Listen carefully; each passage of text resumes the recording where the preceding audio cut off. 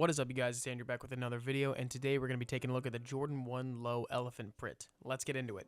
Over the last handful of years, we've seen so many colorways of the Jordan 1 in the high top and low top models. We've even seen a handful this year with this kind of pattern blocking utilizing the iconic elephant print leather material. Now, these released in June of 2023 and retailed for $140 US. At the time of this recording, you can scoop these up in the aftermarket for a bit more than the cost of retail, sales tax, and shipping if you're interested. For sizing, if you are narrow-footed, I recommend going half a size down from your usual Jordan 1 size to make up for the lack of padding.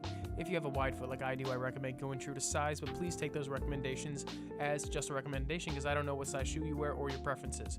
In my opinion, this elephant print Jordan 1 Low is the best version we've seen yet.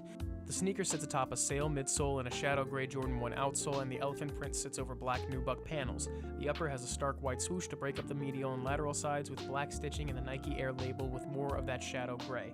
The sneakers come with black laces and an extra set of gray laces, but I like the black laces more, so I'll keep them in there. Let me know which laces you'd like to put on these in the comment section below. In my next video, I'm going to be attempting a small custom on these Jordan 1 Lows, so stay tuned for that.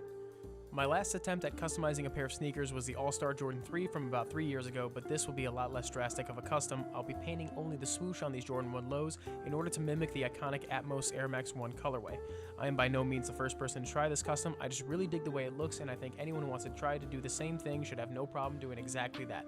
I'll walk you through all the steps when I do that, so stay tuned for that next video. As always, you can follow me on Instagram at DrewReviews. If you enjoyed this 2-minute review, please hit that like button and subscribe for more content. Thank you so much for watching, and I will see you in the next one. Peace.